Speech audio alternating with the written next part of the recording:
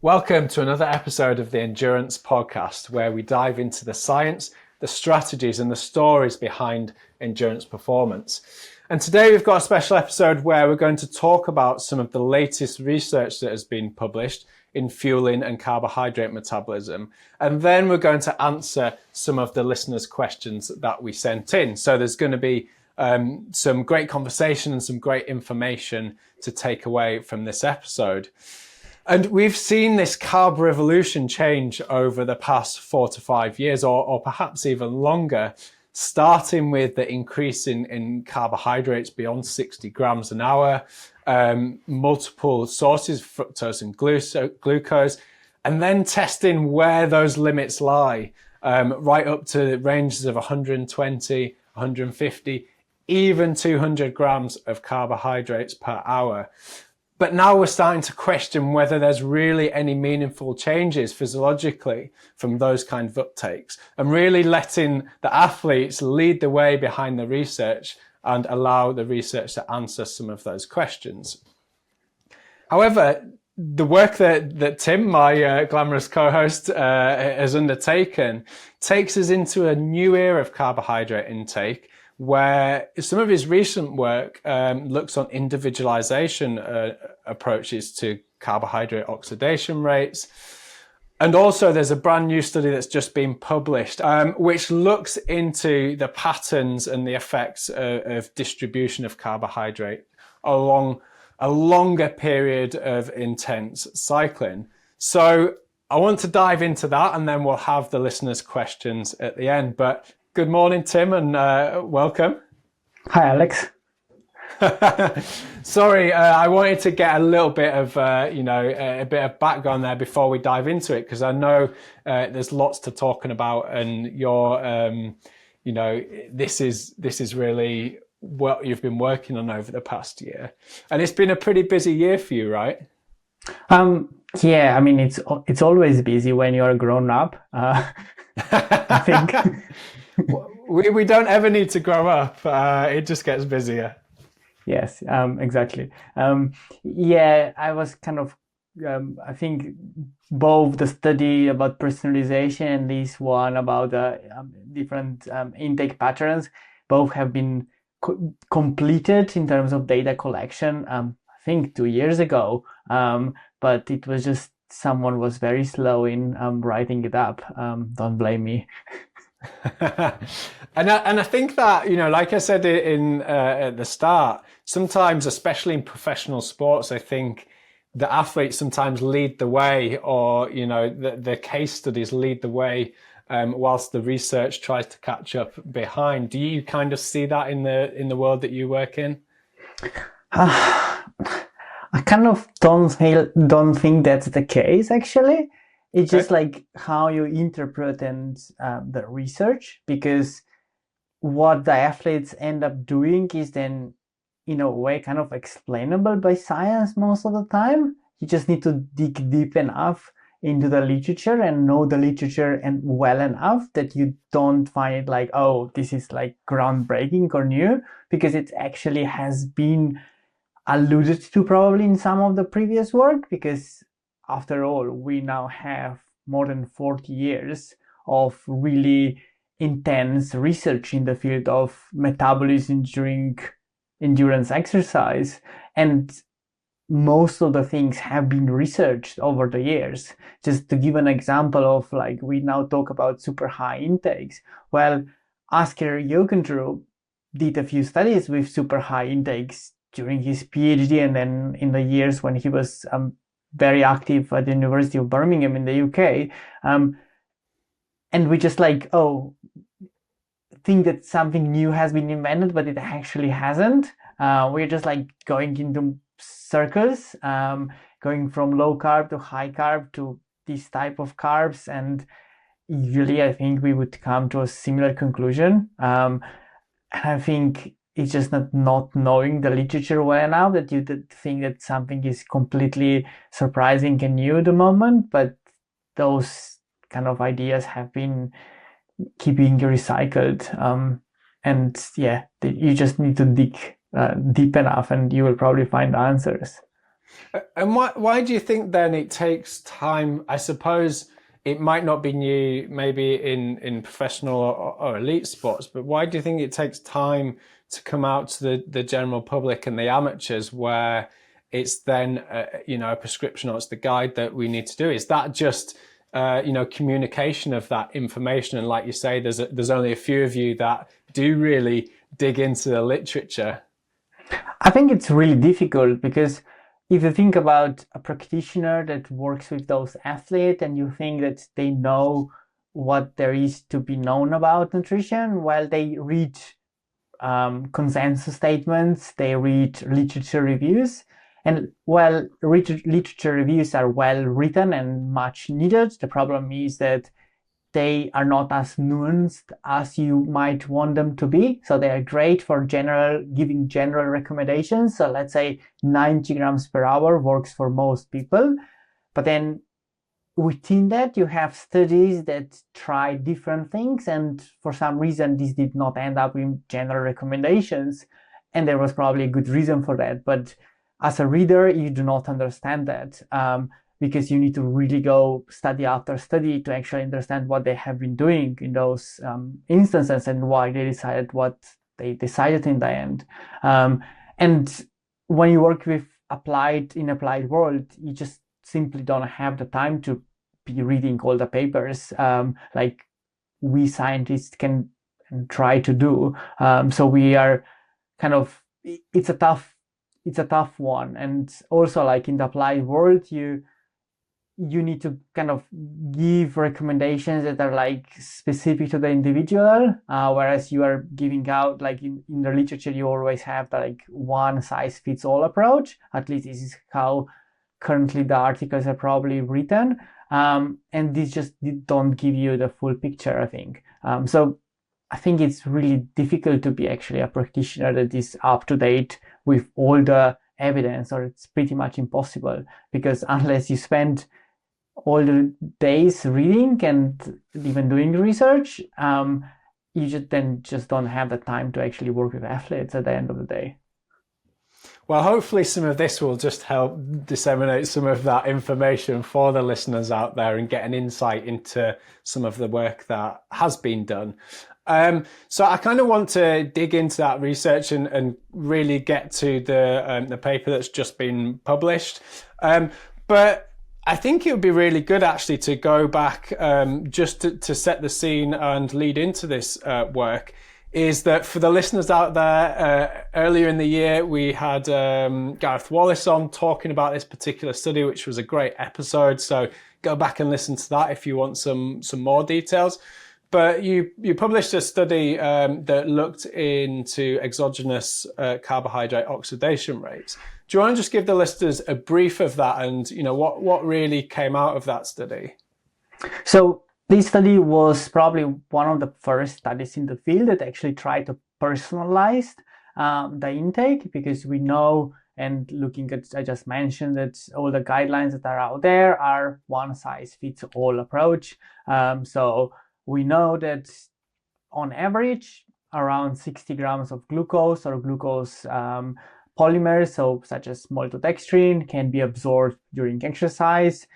So this is where like this famous 90 grams of carbohydrates per hour is coming from. So 60 grams of glucose, 30 grams of fructose, and then you kind of have the maximal availability of ingested carbohydrates, or we call them exogenous carbohydrates. So in that study, we wanted to move away from that and like see how actually the values are vary between individuals, and if we can actually predict the intake that would yield highest oxidation rates, but be personal to the individual. So rather than like say you need to have 80 grams per hour, you just say like you need to have 73, and the other person would have, I don't know, 50 grams of carbohydrates. And we show that you can try and personalize this, and we kind of moved away from one size fits all to kind of do it person by person. In elite sport, I think, is what makes, in the end of the day, a difference between winning and losing, probably. And what were the outcomes of that? What were the learnings from it? Well, this was kind of a proof of concept study. We wanted to see if you can personalize the carbohydrate oxidation rates, and apply recommendations based on that. So we were able to find personal intake rates for athletes, and by doing that, you at the same time maximize the availability of carbohydrates while you don't risk the carbohydrates to stay in the gut and potentially cause GI issues after like 3, 4, 5, 6 hours of doing cycling, running, swimming, whatever. I mean, it's a nice segue there that you've mentioned maximizing the carbohydrates that are needed for that individual, which is a nice lead on to the study that's just been released, looking at the distribution, so we can look at the amount that people are needing to take, but now the distribution, which has been looked at in different ways prior. But do you want to just start by giving us an overview of what that study is that has just been released? So yeah, this study has been in the making for a few years now.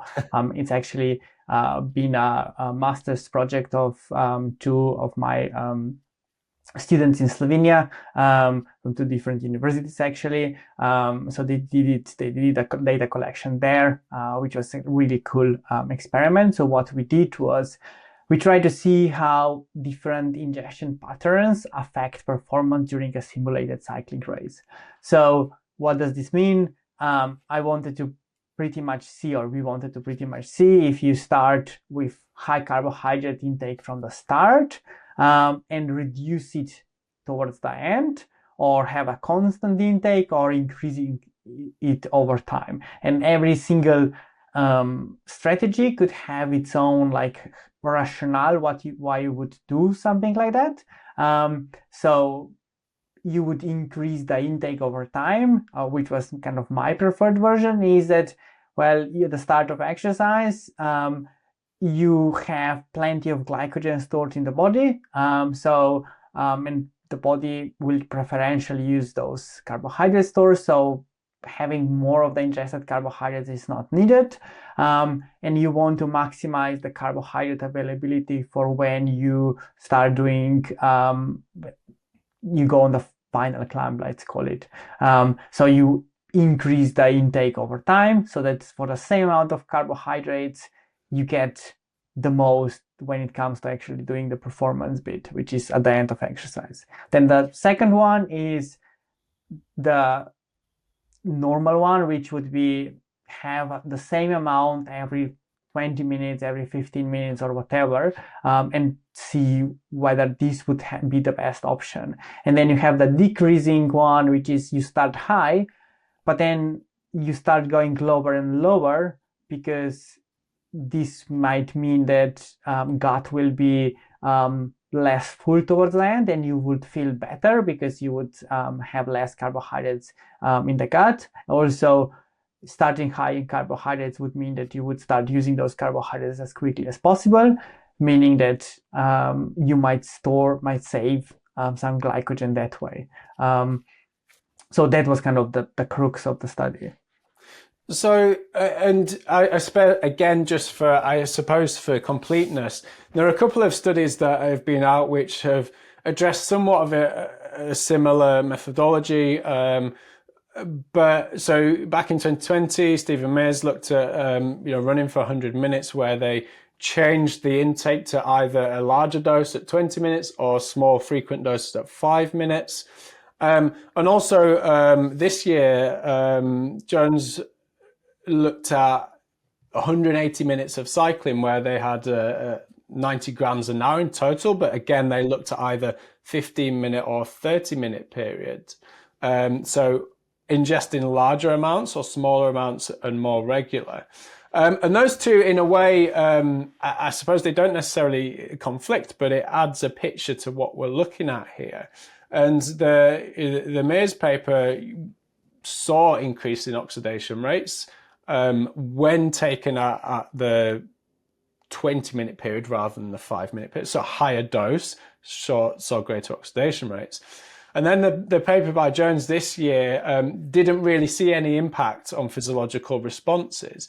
So your study is a little bit different, and it might be that it's a little bit more nuanced to cycling races, but what were you trying to answer with that study design?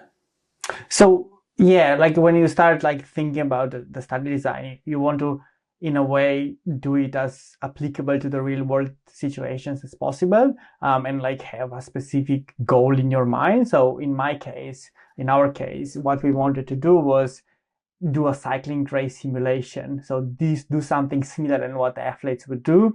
Obviously, we then like did some decisions in terms of nutrition, try to get carbohydrates, which the doses were a bit funny, because it was like doses were, I don't know, 12.5 grams in the first dose, and the numbers didn't really make sense. It was about the concept of proof of concept.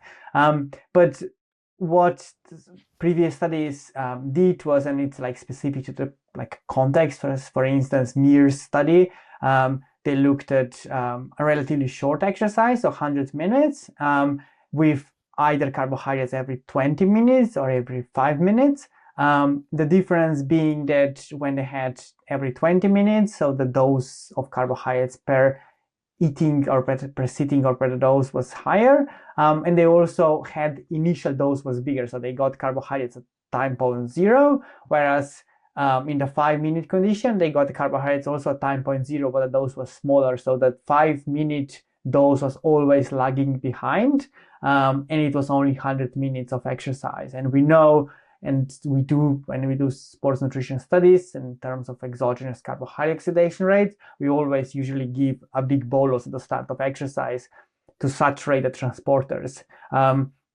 so that carbohydrates get into the system as quickly as possible. So in that study, they actually found that that would probably be the case, because every 20 minutes and the bigger dose at the start, they saw higher rates of exogenous carbohydrates at the start of exercise, but it was only 100 minutes of exercise. So then what Julien Louise's group did, they compared either 22.5 grams every 15 minutes or 45 grams every 30 minutes. And I kind of like this study because it uses the numbers from endurance products.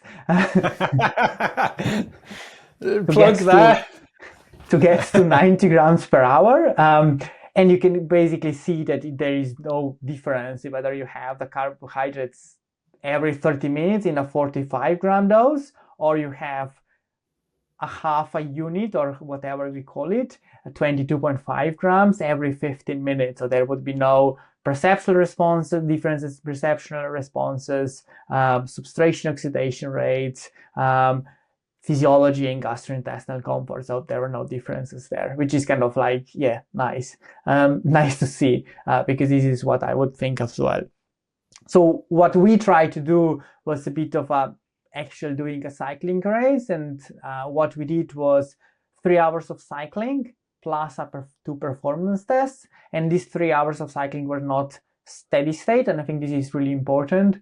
It was changing intensity every 5 minutes, so that there were like kind of fluctuations in intensity, and we were going from moderate exercise intensity domain to heavy exercise intensity domain. So it was getting harder, and it was kind of really hard training session or like a hard race, and it was followed up by 15 minutes all out test, so how much power you can push for 15 minutes, and then a time to exhaustion test at 175% of your second threshold. So it was kind of a hard session, and I think this varying intensity is what makes different than previous studies, because usually they have like steady state for the whole time, and I think this is where the differences and also the explanations can be, what happened actually, why the results were like the way they were.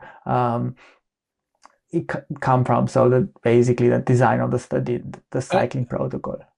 And I think that's nice because, like you say, we've got two studies there which are, very much steady state, but this is a little bit more relational to what it's like in the real world. And like you say, a race simulation, if you're sat in the bunch, if you're able to look at those fluctuations in power, they're on and off, you're sat in wheels, you're moving around the bunch. It's not a time trial, being in that. So that is going to have different physiological effects. So it's actually really nice that you can try and simulate that and look at what that looks like in practice, or as close to what we can get to that in the lab.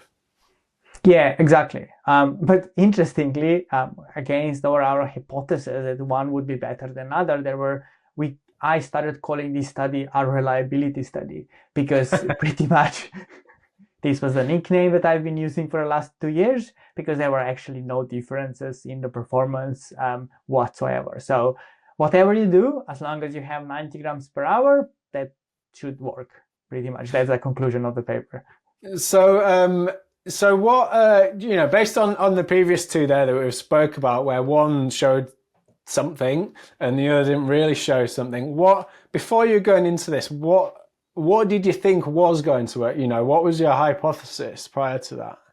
Well, I think I'm a fan of increasing the intake over time, just because I have a feeling that at the start of exercise, you don't want an insulin spike. It can suppress fat oxidation rates or lipolysis, and you want to maximize availability of exogenous carbohydrates towards the end of exercise, because this is when you rely most on the ingested carbohydrates.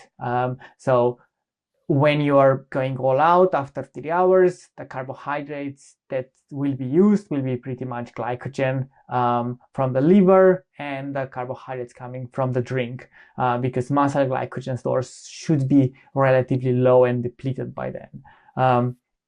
So that was kind of my hypothesis. I think everyone in the research team had their own way of thinking which one would be the best, but this was kind of my bet, and this is also how the fueling calculator on NDURANZ website kind of works, so that you increase the intake over time. But the athletes that know me and have worked with me, I think I've used all three different strategies in professional cycling over the years, and depending on the context. But in this one, I thought the increasing one would be the best, but clearly it did not work out because it was the same as other two.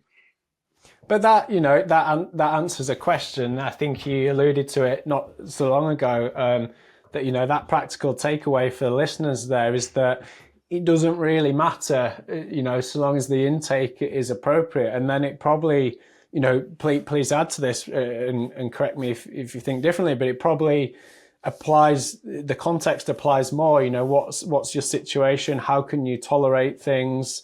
From a gut perspective, what works best for you as an individual, and if we're hitting that target, then from a fueling perspective, we're not going to see too much different in terms of performance.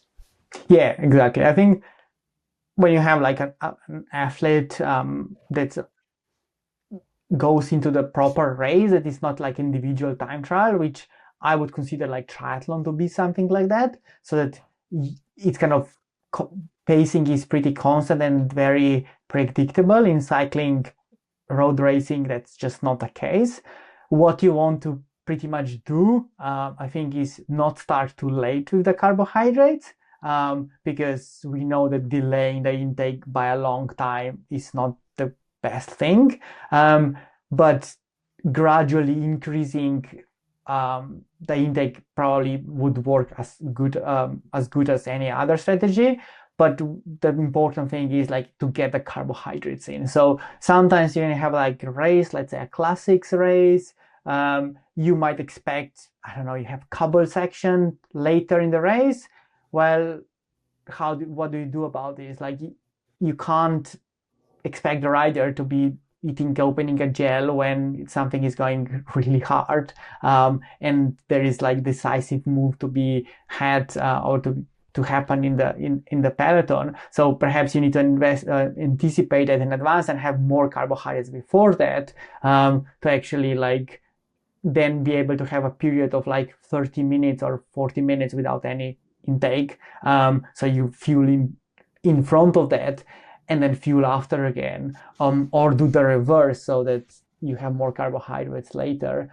As long as you hit the target, I think that's kind of the most important thing. Ideally, I think you would still have carbohydrates at certain points, very timed, predicted, but this is not the real world scenario. So you kind of can work around that the way you want and the way it works with the strategy of the race, I think. And I think this is, I'm going a little bit to the side here, but it actually answers the question. I do a lot of cross-country mountain biking and work and live in that world a lot. And there is a lot of debate around, working with athletes and thinking about fueling. Again, I suppose a mountain bike race, again, is a little bit more variable than what you've done in terms of a road cycling race. But again, it's the same principle that there might be only certain time points in a cross-country mountain bike when you come through the pits that you can either grab or you can take some fuel on board, whether that's gel or fluids. And then you might be in technical stuff, you might be climbing, you might be bar to bar. So really, if you extrapolate it to that context, it might be a sense that also doesn't matter too much as long as we're getting it in at the right time. Yeah, I think that's kind of important. I think because it happened before, so you make a strategy or a structure like, okay, a gel every 20 minutes. You can do like those like super nice stickers on the put them on handlebar. But then something happens and you just can't grab a gel, and then it's 15 minutes later. Oh, it's another gel. Oh, I will just keep the one from before because I forgot about it. And then you're like, oh, should I take two? Yeah, I think you should take two, not just one at that point. But, it's about what matters in my mind is the total amount you get. It doesn't really matter when you have it. You just get the carbohydrates down. I think that's the most important thing. And here comes also into the equation like gut comfort. Like you need to be trained to be able to tolerate having two gels at one time point to actually be able to work in this kind of not ideal racing scenario. So I guess the take home is just make sure you get the carbs in. Of course. But I suppose just to finish off on that is where do you feel like the next part of this is going? Because I'd actually like to come back to, you mentioned the fuel calculator, and I want to discuss this research in relation to that. But where do you feel like the next step of this research is going based on what you currently know and understand? I mean, there are many options, and like this individualization is kind of really important thing. And one of the things we need to keep in mind is like when you go super high with carbohydrates, at the end of the day, you still need to meet the energy balance. And when you do deal with races that go day after day, like stage races in cycling, you just can't go always really high in carbohydrates. It becomes a bit of a periodization between what you have in recovery or what you have before and what you have during the race, and how to kind of mix this into the equation. I think that's kind of something really important to think about. And this is what we currently don't really know about much, how to get the most out of the carbohydrates, because if you ask me, you would go always super hard. But then at the end of the month, the scales would show a relatively high number, and then sports directors would be unhappy and a team boss would be calling out people. So you don't want that. It's complex. But it's nice that kind of fills a bit of a gap, certainly in that particular aspect of cycling, for sure. And I wanted to move on. You mentioned earlier about the fueling calculator that Endurance has on the website, and we can put a link in the show notes to this as well. But if anyone else has used it on there, you can see that especially for longer durations, that there is a progressive increase in carbohydrates. I think, first of all, are you able to tell the listeners, the approach behind that calculator and whether this research changes any of that? Because again, there might be some context applied to what you're doing that might dictate that. So yeah, the fueling calculator has been designed to try to simplify and provide like really rough guidelines for everyone that does the exercise. And you have a few like parameters to select from. I think the most important, the decisive parts are like a workout type, whether you have race or training, and then training goes to low intensity or high intensity. So basically the main question is it high intensity or is it low intensity training? Because I think then this determines on what actually the needs are and what the goals of the session are. Then when it comes to like the temperature, there is also an option there.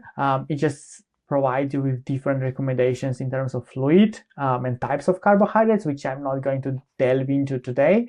And then you have the weight. By weight, it's not that you need more carbohydrates naturally for higher weight. It's just because of the training status and the absolute energy requirements. Usually when you have a bigger athlete, higher energy demands are there. Smaller athlete, lower energy demands.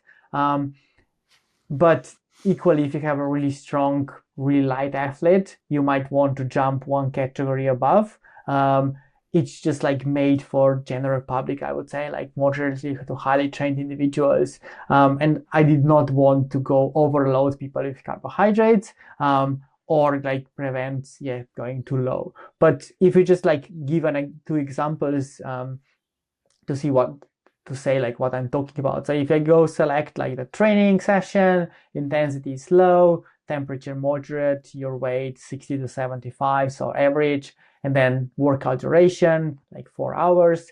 Then we get out in the first hour 22.5 grams, second hour 45 grams, third hour 67.5, fourth hour 67.5. So we see this like kind of gradual increase. And here I'm really not bothered about saving and sparing glycogen. I'm not bothered too much about the performance. It's all about maintaining blood glucose concentrations, preventing protein breakdown, maintaining carbohydrate oxidation rates. And the carbohydrate oxidation rates during low intensity training are not as high, so you don't need to go super high with carbohydrates. And I think that's kind of the main crux or the main message of this. Obviously, this completely changes if you go to swap for the high intensity session, or the same would be for the race, because in that scenario, the first hour would come out as 67.5, second hour 90, third hour 90, and fourth hour 90. Why not first hour already 90 grams of carbohydrates per hour? You would want to ask probably. It's because you probably had breakfast not long ago. So in my study, for instance, we did not have the breakfast because we wanted to really kind of do it in a way that it kind of potentiates those differences. But in this case, I think in the first hour, you can basically have 22.5 grams more in the hours before. So for breakfast, to have in the same energy budget, and then I'll have a little less carbohydrates in the first hour.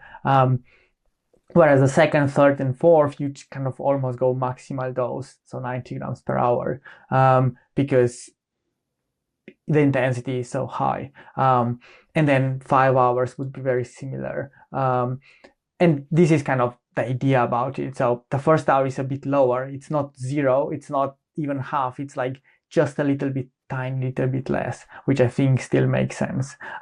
So that's kind of about the fueling calculator.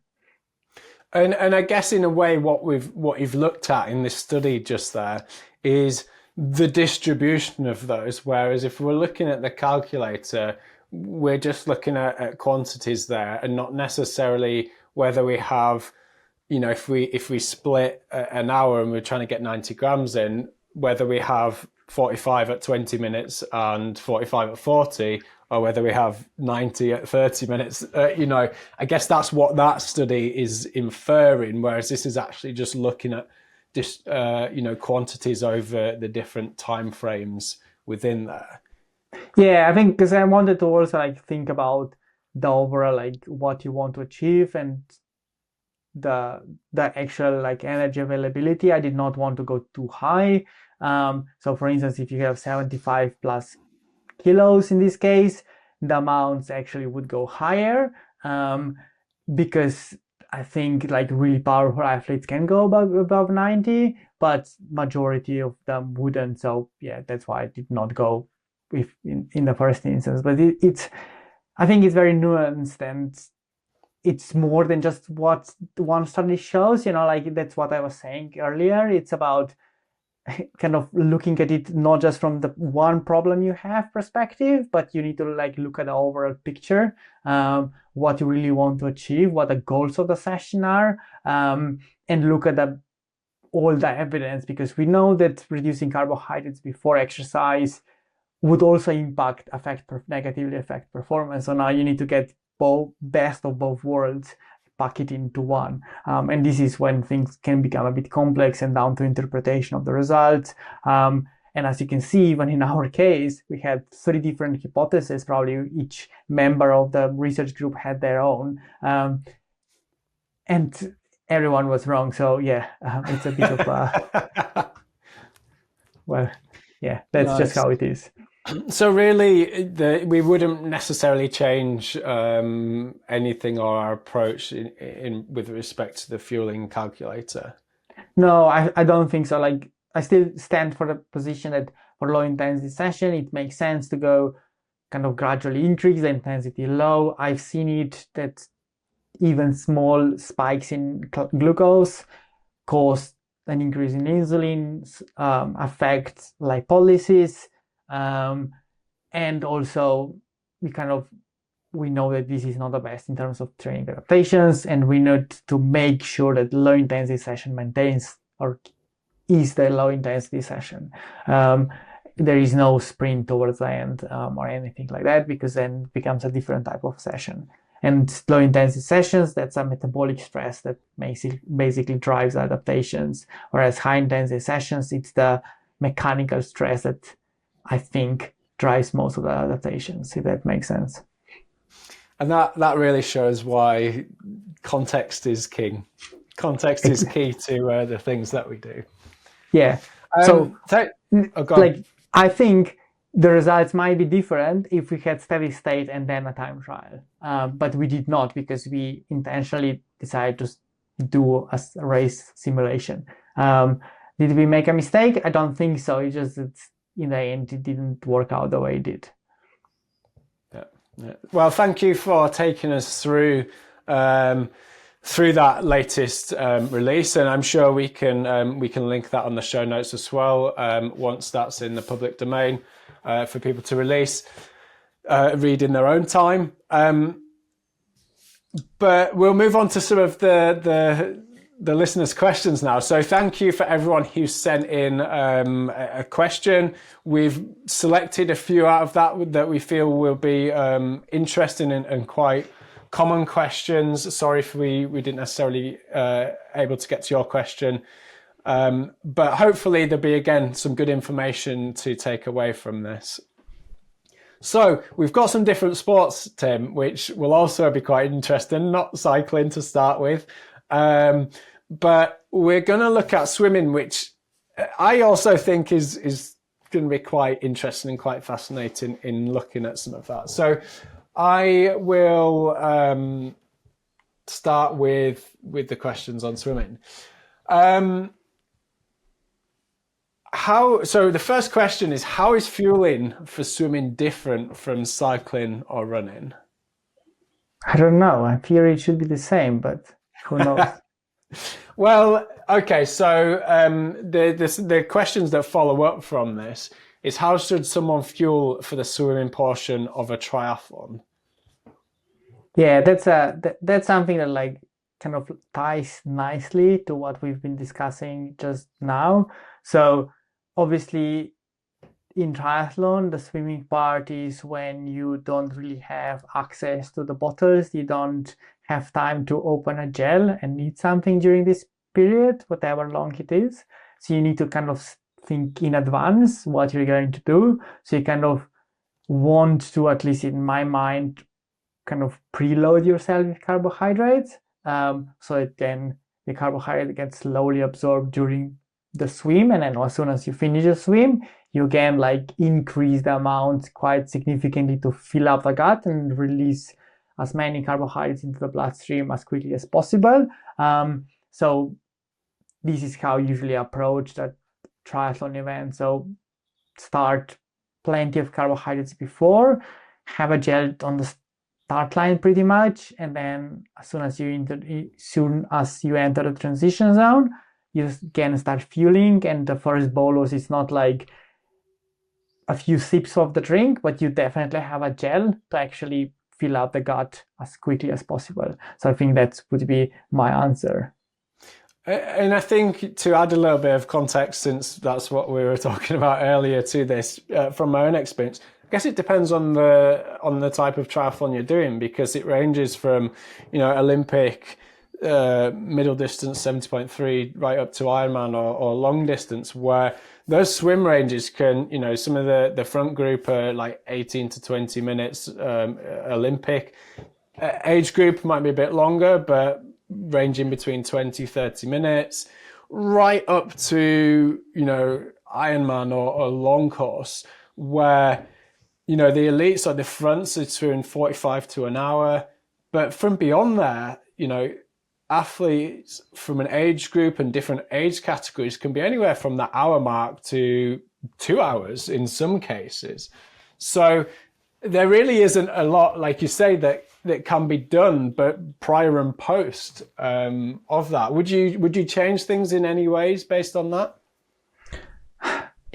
Like I usually had the experience like Ironman, and this is like what I've been describing usually applies to that, because you want to preload yourself, and then as soon as you enter the transition zone, you start eating carbohydrates again. For shorter durations, luckily we have these stores called glycogen that can supply you with carbohydrates, and that's why glycogen loading is so important, because it's the carbohydrates that you can use when carbohydrates from external sources or exogenous sources are not available. So it really just depends on the timing and what's possible, but equally important, I think, to nutrition during exercising, nutrition before, especially the day before and then in the morning. So then you start thinking about individualizing it and thinking what's possible, and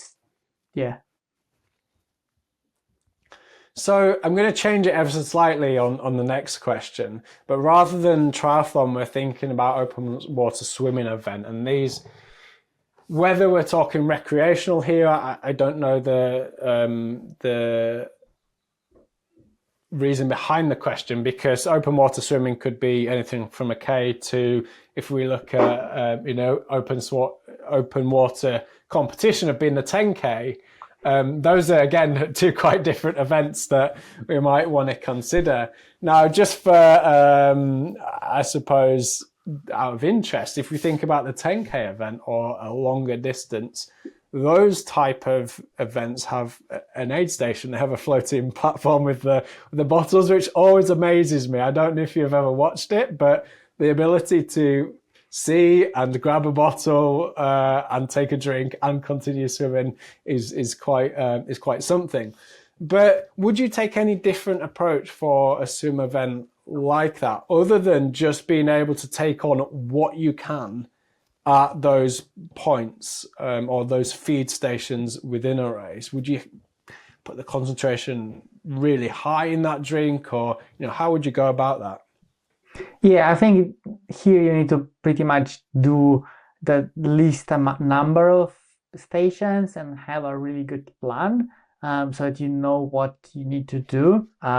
You probably want to see what your sweat rates are, because I have absolutely no clue how sweating works when you're underwater, how much fluid you lose, and actually have a strategy and a plan both from the hydration and nutrition perspectives, because equally they will be both important, and then you decide what you want to do. And I think based on the recommendations or the guidelines we have for the carbohydrate goals, we can work out how much carbohydrates ideally you would want to get, and then figure out what's feasible in terms of what you can get, what you can tolerate, because it's about actually holding quite a lot of carbohydrates in the gut while still swimming, because you can't just take a bottle, like you can in cycling, or get it from the aid station every 10 minutes as it is in running. So it's really down to the concept, like to the its specific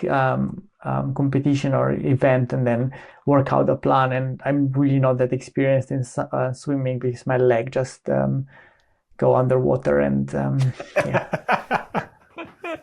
But you were a sailor. You were a sailor, right? Surely you had to do a little bit in case you fell off the boat. No, there is a life jacket. Yeah, but I suppose that does keep your legs afloat. Rule number 1: never leave the boat.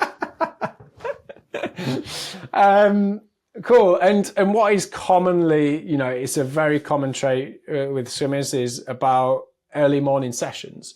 So we've got a question about how swimmers might want to think about pre-session fueling, and how does this differ during early morning sessions versus later in the day. And actually, for the more competitive swimmers, the squads and things, there might be morning and evening sessions as well. It's not uncommon to have double sessions in there. So how do we think we might want to consider pre-session fueling in those situations? Again, I think it depends on what type of swimming session you do. So I like to divide the sessions into like low intensity, high intensity. So low intensity swimming session, I don't think you need to have that necessarily the breakfast in the morning, especially if you're like elite or really good athlete that's kind of can tolerate that. Perhaps you have a bottle on the side of the swimming pool, like 40 grams of carbs, to just like get the feeling of carbohydrates in the mouth. I'm not a really big fan for the triathletes to have loads of carbohydrates on the swim, because this is just not what they will be doing when they will be competing. So equally, if the intensity is high, then what I would probably advise doing is have quite a bit of carbohydrates the evening before to kind of wake up with full glycogen stores. And in the morning before driving to the swimming pool, have a decent breakfast, and actually enter the pool with a full stomach. That's perfectly fine, because this is exactly what's going to happen in the race anyway. So you just practice that on the way. And again, have I usually write like up to 40 grams of carbohydrates per hour for the swimming sessions, because they're usually not 2 hours long, but they're like hour 10, hour 15. And I think 40 to 60 grams should be enough for those sessions. Wouldn't definitely go higher. And I wouldn't do much differently in the afternoon sessions, because it's a similar story. Obviously you can do fasted, but most carbohydrates before rather than during. So if, let's say you said that, have a breakfast before if it's going to be high intensity, even if it's in the morning, and I suppose get used to that when you get in the car. But, we might be talking to some people here where they're getting in the car at 4 a.m., or 4:30, and it's only 20 minutes down to the pool. Is there an alternative way of looking at it? Either if they don't feel like eating at that time, could we preload in that 5 minutes before, as we mentioned in triathlon? Or, how would you approach that if someone said, well, actually, I get up, my alarm goes off at 4:30, I get in the car at 4:40, and I'm in the pool by 5 o'clock in the morning. I don't really have a lot of time to do that. What would your advice be there? Well, there is always this thing called a juice, or a Red Bull, or a Monster with carbohydrates, and just getting some carbs in. I think I would always suggest to have some carbs in. And if a person is a coffee drinker, then usually some caffeine before the session would also make sense, just to be like at normal levels of caffeine, because there is like these caffeine levels that are above and improve performance, but there is also like this baseline. It's like habitual caffeine consumer you need to function normally, and you want that, because otherwise things just don't go the way they need to go. So alongside that, you can also have some carbs, and if it needs to be, it can be liquid carbs, it can be just like a couple of bananas. very simple things that you can have on the way. It doesn't need to be like a warm, proper breakfast, potentially English breakfast. Just have something, some carbs. I think that's the main thing. Eggs, sausage, bacon, beans, Yeah. and the car on the way Yeah. there. Yeah. Yeah, drive up that fat oxidation. Okay, so there's a few different scenarios that hopefully that gives some information for. And an interesting one as well, which does relate a little bit to open water swimming.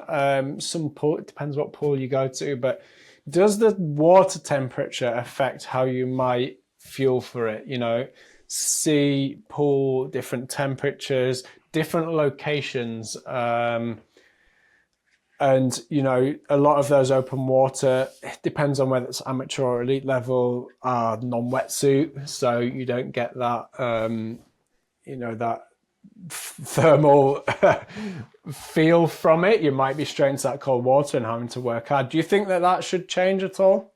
Yeah, probably because of the sweat rates and how much fluid you lose. So the colder it is, the more concentrated you want the carbohydrates to be, because you don't need to drink extra. And that vice versa, if you're sweating and you're losing a lot of water because of the heat and being warm. I think that's the main points of consideration. Okay. So moving away from swimming, we've got a question which is a bit more general, but a bit more environmental as well. But how do you advise athletes to monitor hydration and sodium losses? How does this change between hot versus cold conditions? I mean, I think the easiest thing is just look at the color of the urine and try to make sure that by the evening you reach a pretty clear urine. This means that you will be hydrating well enough. In terms of like sodium losses, I'm just not honestly too bothered about that, because either you have electrolytes during exercise or you have more after. I think that the taste you will naturally be inclined to have more or less sodium depending on what the body needs. And the body is also very adaptable. So people using more sodium having more sodium in the diet would just excrete more salt during the next training session, or the other way around. So I think from the hydration perspective, the most important is to have a clear urine by the end of the day, and make sure that you drink enough. I think you can always go and check osmolality of the urine, or you can go and weigh yourself before and after the activity. But the simplest way is just look at the color of the urine. Yeah. And that's interesting, because we've spoke about it before around sodium, and I know you have some views on that. But what, you know, is quite a common thing and a thought process amongst athletes who, I say, going to do a race in a hot environment, I need more fluid. Yes, you might do, but I also need more sodium. I need to increase my sodium. I need to, you know, there's a higher risk of cramps in this. What, you know, I know we've been over this in a previous podcast, but for the listeners that are listening to this, what is your view with that respect on sodium losses and sodium intake? Based on the evidence we have, is that sodium during exercise, if it's shorter than 4 hours, is technically not needed in most cases. But equally, we have some, let's say, individual cases where we know that the additional sodium would make sense. There is no evidence that electrolytes would do any harm. So you could start asking your question, why not have them? And I think that's kind of like a bit of what is actually needed and what you might do just to prevent potential problems with, like, I don't know, exercise associated hyponatremia and stuff like that. So it's again a really complex question. I'm not a fan, as you know, of doing sweat testing and sweat composition testing, because I just think this reflects your daily diet and effort level, because composition of sweat changes not only between like day to day because of your diet, or it also changes because of heat acclimation, it changes because of the intensity of exercise. It's just a variable with a lot of noise, and you just will never get it right unless you measure it or like every single day. Even then, you don't really know what this means in terms of that intake during exercise or after. So I think you need to be really pragmatic in that. At least that's how I am when I work with athletes.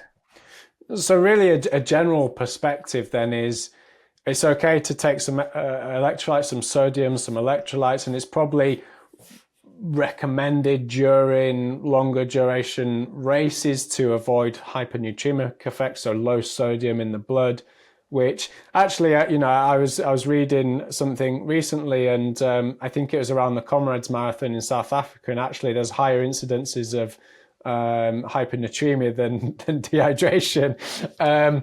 But really, so long as we've just got some of that, which often comes in, sports drinks and gels anyway, we don't necessarily need to go above and beyond to take X grams of sodium per hour or increase that rate. We think that actually the body will just be fine as long as we're taking some in. Yeah, I mean, endurance products, I think the formulation is there to kind of try to replace what you lose with sweat. And I don't think there is any need to go beyond that. I know I've seen stories with triathletes taking even more, but I just think that's then a bit of an overkill of electrolytes, and we know that electrolytes can, in certain way, also contribute to GI issues if there are too many of them. So you need to be aware of that. And equally, that may then inadvertently contribute to, lack of carbohydrate absorption in the gut and poor fueling, which ironically could lead to cramping or, overstressing the body in that situation. Yeah. Okay. So last question. Which micronutrient deficiencies are most prevalent among triathletes, and how could they be prevented? So the question in hand would be, how can I lose weight without getting those deficiencies as well? I think if you have a regular normal diet, it's well balanced with all the like colors, and in general, there is like a really little chance that you would get into nutrient deficiencies unless we're talking about potentially vitamin D. So because we live in the winter months, at least where I am, so addition of vitamin D3 would be recommended irrespective of the diet. And then the next one, which I usually start thinking about, is iron, just because it's something that's common among endurance athletes and the needs are higher. But I don't think that's this is just like about getting the blood test and done and consult with the doctor to see whether you need to supplement with that. I think if there is something to if your person is afraid of being deficient in something, you need to test, not guess. I don't think you can feel most of the things unless you're really low in them. But in general, with athletes I work with and do quite a lot of like weight reduction stuff, we don't do anything special about micronutrients. And it is probably, I wouldn't say it's necessarily quite clear, but there'll be some symptoms if, like you say, it is iron that is low or something like that. I mean, when the iron is low and you see the symptoms, it's probably too late already, to be honest. Yeah. Because something is low in terms of like functioning normal and something is low from improving performance perspective. So there are two different worlds. And like, I feel when you're low in iron to the point that you feel bad day to day, that's kind of a task for that physician to sort out. Whereas when you talk about improving performance, that's a task for your nutritionist, and also like the nutritionist interpreting the data for like ferritin, because for a physician, certain values of ferritin would be like, oh yeah, that's fine for me. Before a training camp in that altitude, I would be like, this is kind of low, you want to supplement extra. So I think it's down to the context. Yeah. And just on that final part of the question, how can I lose weight without getting nutrient deficiencies? I think it's unlikely, but I can't say for sure it's not gonna happen. But having a varied diet, perhaps having a basic multivitamin supplement, and having the vitamin D3, and testing for ferritin and also vitamin D in the blood to get an idea of where you are, and then following that continuously. I think that's kind of the message from my side. And I think just to elaborate on that, what you said there, I think that is a very important part of it, that whether it's just in general or whether you are trying to lose weight, it's the actual composition of your diet that is the important part with those nutrient deficiencies, not necessarily the quantity at times. So like you say, as long as you're getting a good variety of fruits, vegetables, things like that, then we can be confident that just because we're losing weight doesn't mean that we can't eat those things, and in fact we probably eat a bit more of those things. So yeah, like you say, it probably comes down to the composition, and the best way is probably to be tested. Would that be right in my description?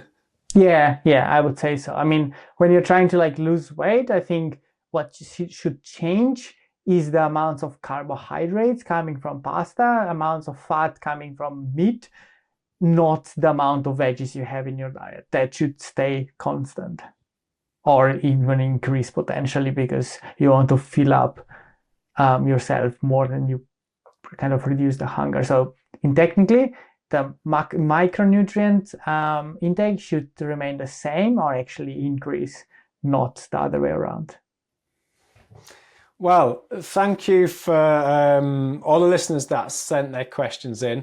We hope that this episode has been really informative, looking at some of the latest research and getting to answer some real life questions that you have. So we find these episodes really interesting, and also challenge some of the thinking to be able to give you the information as well. So thank you for listening to this. Keep tuning in, and we'll see you soon. Thank you. Bye.